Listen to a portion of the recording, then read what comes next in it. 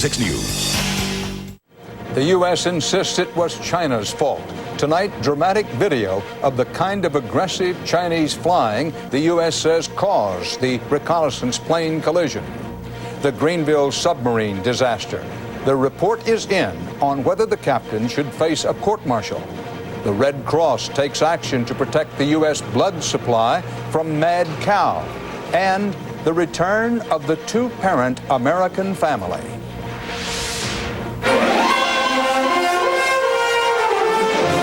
This is the CBS Evening News with Dan Rather reporting from CBS News headquarters in New York. Good evening. The crew's home, but the plane's not, and the verbal exchanges between the United States and China are getting louder and hotter. Secretary of State Powell said in no uncertain terms today the United States expects China to return the U.S. reconnaissance plane that collided with the Chinese fighter jet. But Chinese officials said they're still examining the plane and haven't decided what to do with it. And they insisted China is the victim. The U.S. today blamed the collision squarely on the Chinese pilot and released dramatic video to make the case, as CBS's David Martin reports.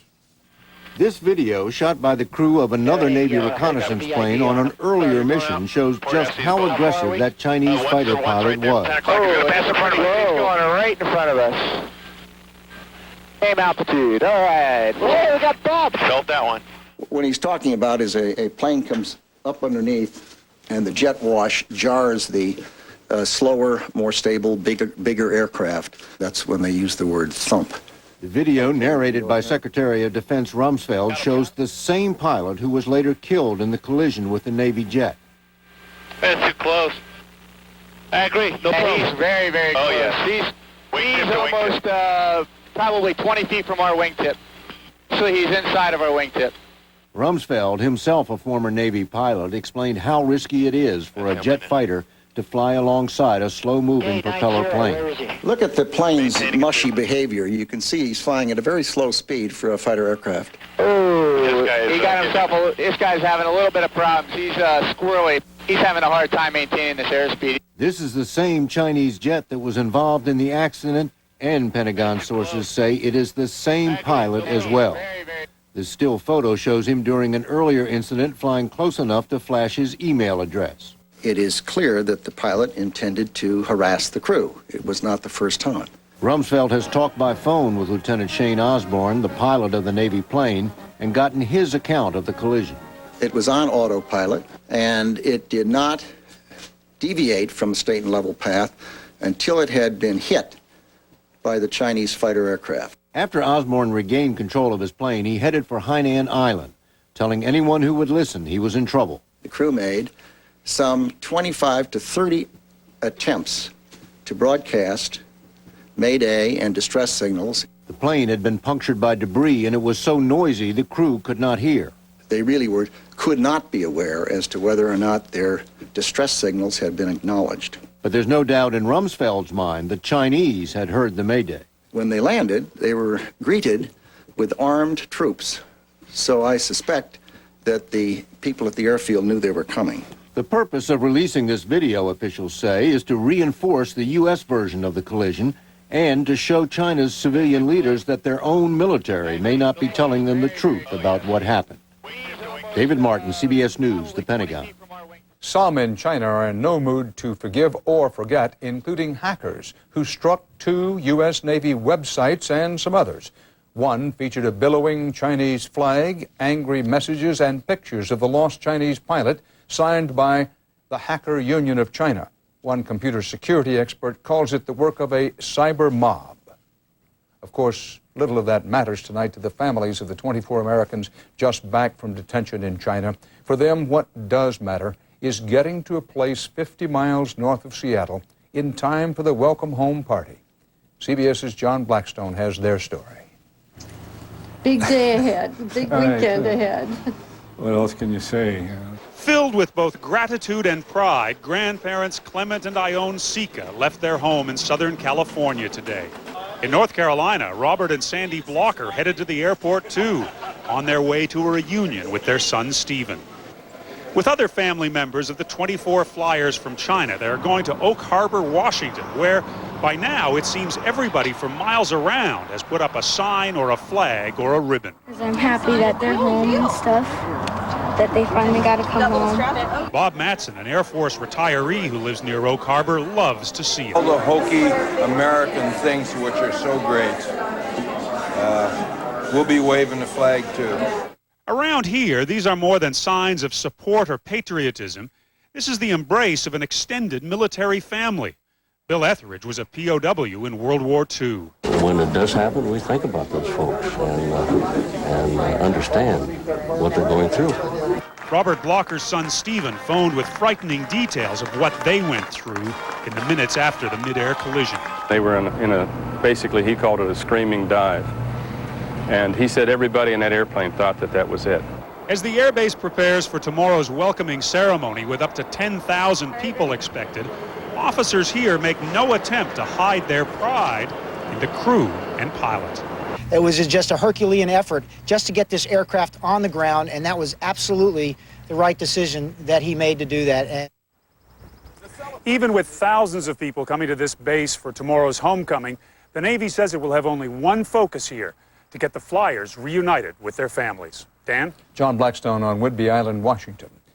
And mark this, if you will, CBS News correspondent Mike Wallace will have an interview with the hero pilot, Lieutenant Shane Osborne, this Sunday night on 60 Minutes. A sadder homecoming of U.S. servicemen is underway tonight. Americans who lost their lives looking for remains of MIAs in Vietnam. Coffins of the 7 servicemen were put aboard a plane in Hanoi for the final trip home. They, along with 9 Vietnamese, were killed last week when their helicopter crashed into a hillside. The Navy says a panel of admirals reported today on the February collision of a nuclear submarine with a Japanese trawler off Hawaii. In findings turned over to the Pacific Fleet commander, the panel is said to be split on the question of disciplinary action. CBS's Bill Whitaker in Honolulu has more about this. The report is being handed off to Admiral Thomas Fargo, who on Thursday had a very good day as he welcomed the 24 EP-3 crew members home from China. The report on the Greenville will be a much grimmer task for him. A source says the report by the 3 admirals that made up last month's court of inquiry at Pearl Harbor is severely critical of the sub's captain, Commander Scott Waddell, and 2 other officers, in particular chastising Waddell for his venturing out to sea with a broken piece of sonar equipment and for performing an inadequate periscope sweep before demonstrating an emergency surfacing procedure and striking the Ehime Maru fishing boat, killing 9 people on board. However, the source says the admirals may be divided on the recommended punishment. One or more may be leaning against a court-martial in favor of a far less severe punishment known as an admiral's mast, which would mean restrictions and loss of a month's pay. But one or more admirals may be leaning toward a court-martial, which could mean up to 3 years in prison for each count of negligent homicide. Many in the military hope Waddell does not receive a court-martial, saying it has never happened for a peacetime accident and could seriously undermine morale in the Navy. Dan? Bill Whitaker in Hawaii.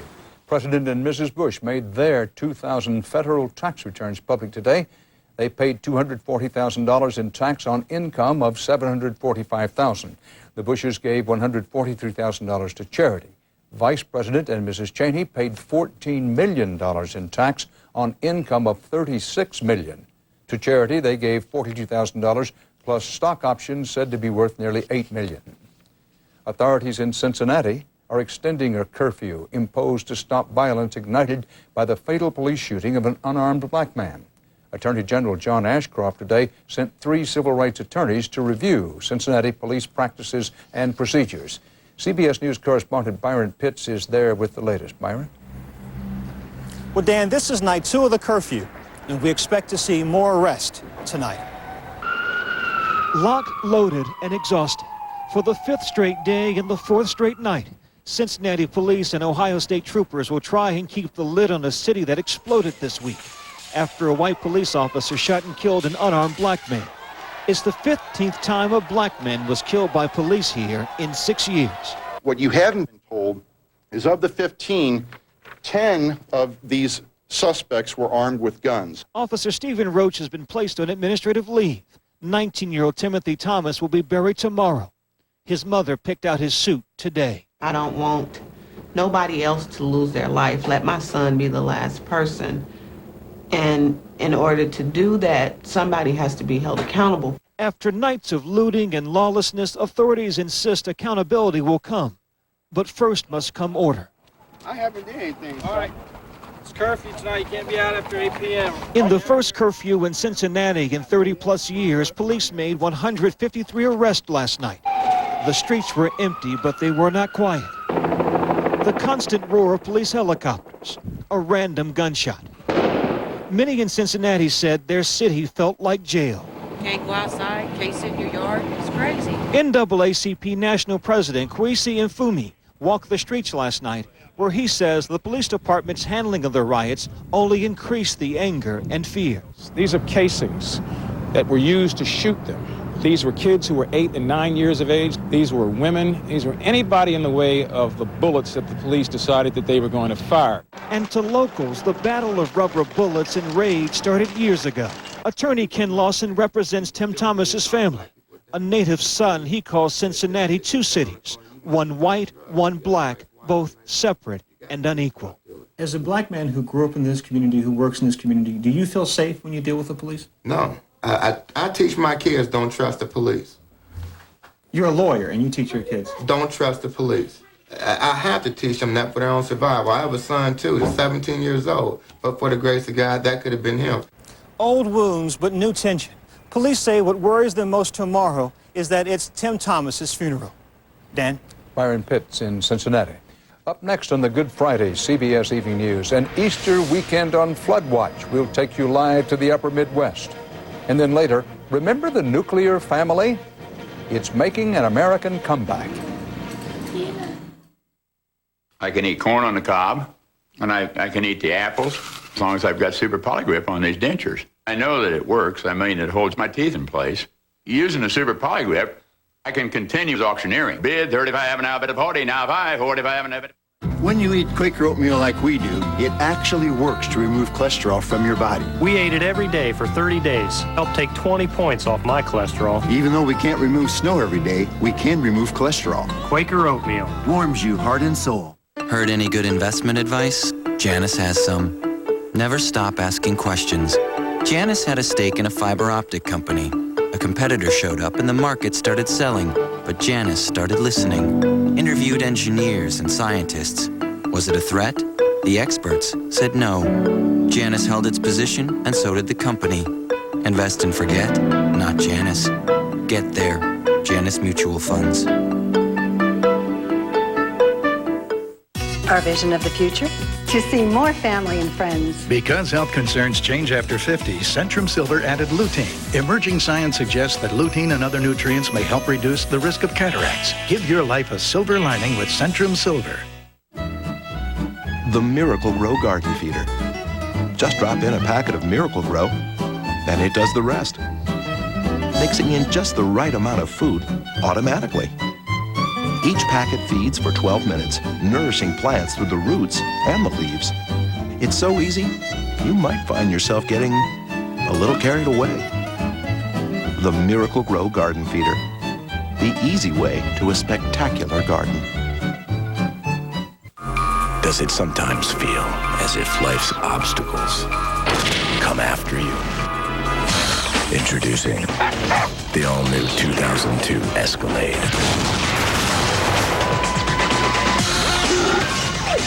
The most powerful SUV in the world. Escalade. Make obstacles obsolete. Cadillac. This has more calcium than Tums? It's true. Maalox Quick Dissolve Chewables have more calcium than regular Tums. That's even better. And they dissolve faster than Tums. I'm gonna go for the Maalox. Quick dissolve your heartburn away and get more calcium. No doubt about it. The U.S. Energy Department today proposed new efficiency standards for home central air conditioners. The central air conditioners under this plan would have to use 20% less energy than current models do.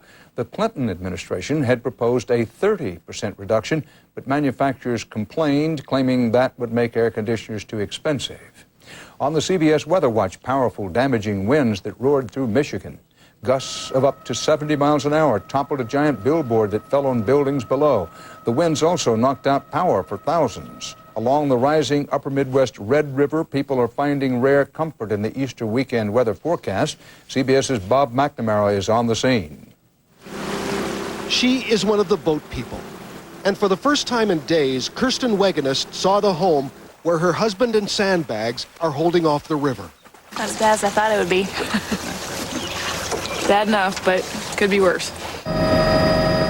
Hundreds of homes are like islands in the Red River. Scores of Minnesota and Dakota farms are marooned too. And even though flood danger levels were downgraded, stress levels run high. You know, it's just difficult. You know, you want to cry, but you can't, and so, I mean, there's only so much you can do. Keeping phone service here is a job of waiting and worry. You know, it's getting to the point where you think you're living in hell. I mean, you go from one extreme to the next. If it means cutting open a roadbed to send the river on its way, there is no question when a nearby National Guard unit has bridges for troubled waters. It's a big relief to me because I know it'll help. In the meantime, in Grand Forks, where the Red River has touched the bottom of the main bridge, the city with a black belt in flood fighting is breathing easier with the forecast of manageable flooding. I don't think the water will get to the sandbags this time. We're not even close. While downtown Grand Forks is still in recovery from floods that so devastated the city 4 years ago, causing its population to drop nearly 15%. And there you go. Have a happy day. Widman's Candy Store is back and bustling with Easter shoppers. But no one here is certain the danger has passed. We're on the question mark. We're on the bubble. You know, security's starting to settle in a little bit, but it can never be safe. Ever cautious weather forecasters say that while conditions are improving, cities like Fargo and Grand Forks are not out of the woods yet. People here have their fingers crossed that the light rain predicted for tonight will be just that. Dan? Bob McNamara in Fargo, North Dakota.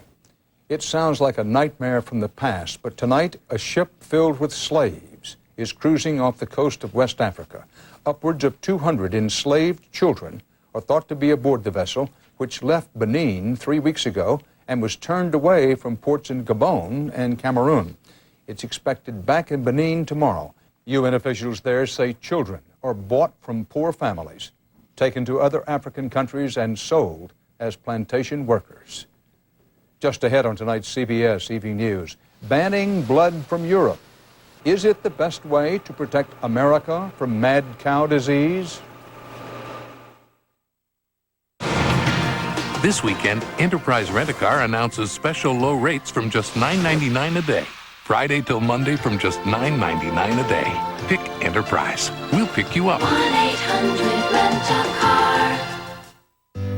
I've taken care of this garden from the very first seedling. But when I got arthritis, I thought my gardening days were over. Then my doctor encouraged me to keep at it, because staying active helps keep joints from getting stiff. And to make it easier, he recommends Advil. Nothing's been proven stronger on arthritis pain, and it's gentle on my stomach. Advil works beautifully. Advil, stronger than pain. Look for our Easy Open cap, commended by the Arthritis Foundation. Looking for a quiet moment?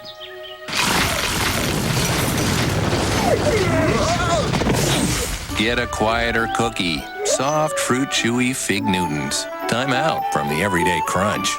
My lawn is really by pride and joy. I know it's weed-free. I know it's dandelion-free. I know that for a fact because I hate dandelions. But every time I'm out here working on it, my neighbor Lana says, "How do you get rid of your dandelions?" I do it by using Scott's Turf Builder Plus 2. The light granule sticks to that wet leaf much easier than a heavy granule, which would fall off. If it doesn't stick, it just doesn't work. Apply it, sticks to the leaf, Zappo. No more dandelions. Actually, to tell you the truth, she's trying to keep up with me. Uh-oh, I think she heard me. I think it's the greatest product ever made.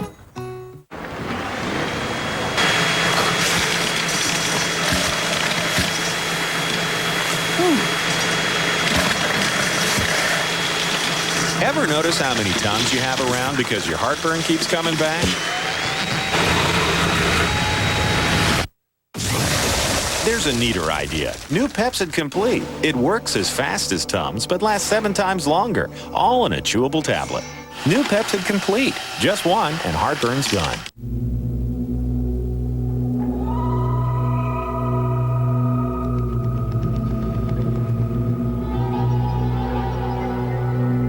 Introducing the all-new Chevy Tahoe.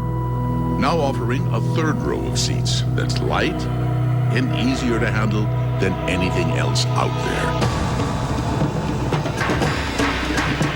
It's nowhere near anything. The new Chevy Tahoe, like a rock. These are the drug stories you see. Monday, a drug tragedy you haven't seen that's devastating small-town America. We'll take you there on the CBS Evening News with Dan Rather. On the CBS Health Watch, raising America's firewall against mad cow disease. The American Red Cross says it plans this summer to expand a ban on blood donations from Britain to include all of Western Europe. But as CBS's Wyatt Andrews reports, the ban is drawing fire from two directions. Put your arms straight up in the air. The Red Cross, which supplies half of all blood donations in America, says it has no choice.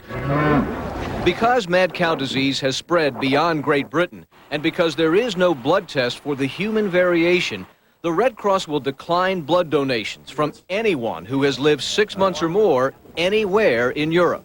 We believe that this poses a risk that we do not believe we should take. Dr. Bernadine Healy is the president of the American Red Cross and a medical consultant to CBS News. We do not want to frighten anyone. We are not saying that this is a high risk or a low risk. All we're saying is that there's a risk out there. But the Red Cross decision is frightening to New York City. It turns out New York imports 1/4 of its donated blood directly from Europe. This isn't blood from Americans who live there. It's blood airlifted in from European donors. It takes 3,000 units a week to make up the city's shortfall. Take this away, says Dr. Robert Jones, and you get chaos. We would have a medical care crisis. Jones is the head of the New York Blood Center. He says losing 25% of blood donations would close emergency rooms, delay surgeries, and put patients in real danger when the risk of getting mad cow from human blood hasn't been proven. You have to ask yourself, when you're weighing these risks and dangers, which is the greater risk and danger? This disagreement between the Red Cross and New York will soon be settled by the Food and Drug Administration, which will set a national policy on the exclusion of blood donors. Whenever that ruling comes, it will only highlight what isn't known about mad cow. Blood safety is critical to the U.S. defense line against mad cow disease, and now the experts sharply disagree on where to draw that line. Wyatt Andrews, CBS News, Washington. This is the most solemn day on the Christian calendar, Good Friday. In the holy city of Jerusalem, pilgrims marched along the Via Dolorosa, retracing Jesus' last steps as he walked to his crucifixion. And at the Colosseum in Rome, a frail Pope John Paul II carried a cross a short way to conclude the traditional Good Friday procession there. Heart health, in the news, on your mind. And now, Centrum Focused Formulas for Heart has been clinically proven to reduce homocysteine, an emerging risk factor for heart disease. Centrum Focused Formulas for Heart. You made it through another hectic day. Dinner's over, dishes are done. Finally, time to relax. What a time for really tough heartburn. So you need something that's just as tough. Extra Strength Mylanta. It works on tough nighttime heartburn fast. So go ahead, relax. If you can. Extra Strength Mylanta. I walked in, I said, I'm interested in a laptop. They said, well, what do you want to do with it? I said, well, I'm interested in video. The fact that you can shoot digital video and put it on a laptop, he was amazed. I have never walked into a computer store and had someone hand me a computer. Nowadays, everybody's using computers to cut out relationships. With Gateway, they're interested in having a person talk to me. I mean, I like computers and I like what they can do for you, but I like people better than I like machines. There's no place like Gateway Country. Come on in and see for yourself. I was on top of the world, and just like that, I had a stroke. Now I take Bear aspirin every day to help prevent another stroke. And when my body is sore, there's Extra Strength Bear. It's that strong. Be sure to talk to your doctor before you begin an aspirin regimen. It's great to be back. This This is Janice. How can I help you, Mr. Walker? Yes, hi. I was having a bad day today. I've had enough! I decided that I was going to get in my car and take a drive.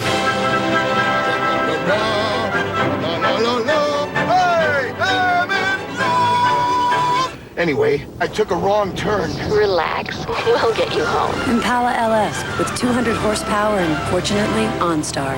Chevy Impala. We'll be there. Hi, I'm Bob. And I'm Charlie.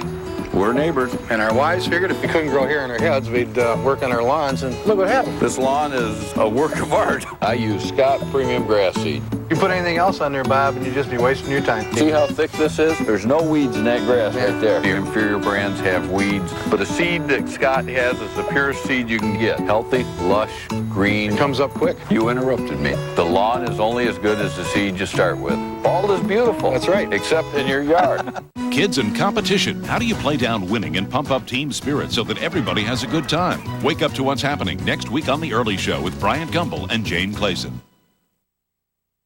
Well, we don't always get to do so, but we get to close tonight on a happy note. It involves the latest on the ever-changing face of America. In one respect, it's a little more like it used to be. A new report based on the 2000 census finds that a way of life all but consigned to TV reruns is making something of a comeback. As CBS's Jim Axelrod explains, it's all in the family. In America's highly varied definition of family, the Russos of New York represent the largest growth area. A daddy, Stephen, married to a mommy, Jennifer, living together with their biological child, Isabel. Having Isabel absolutely turned us into a family. In the latest Census Department study, you can score one for tradition. What we found is an increase in the number of children living in the traditional nuclear family.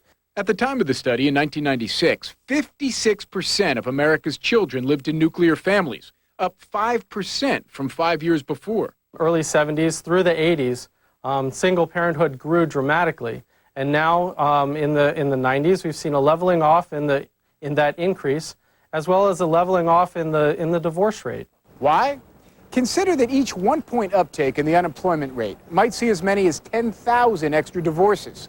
This census study was done just as the good times started rolling again in America, which could have meant many more couples staying together. If the economy's doing better, there's less pressure on parents, less pressure on families. Oh, good morning, everybody. While some may spin Stephen and Jennifer as a return to Ozzie and Harriet and the post-war heyday of American nuclear families, the fact is the number of single-parent families is still triple what it was when Harriet poured milk for her boys. Although the Russos do plan on making like the Nelsons. One more. I think we'll have one more. And putting one more child into the nuclear family column. Jim Axelrod, CBS News, New York. And that's part of our world tonight. Bob Schieffer looks at fallout from the China standoff Sunday morning on Face the Nation. Now, 10 seconds from 60 Minutes. As if it isn't enough that a repentant Darryl Strawberry is on 60 Minutes, how about Mel Brooks and his Broadway musical, The Producers? 60 Minutes, Sunday. And we invite you to join us again Monday, same time, same station, for the CBS Evening News. Dan Rather reporting from New York. Have a joyous Easter and a happy Passover. Good night. For news 24 hours a day, CBS.com on the internet and on our interactive partner, America Online, at keyword CBS News.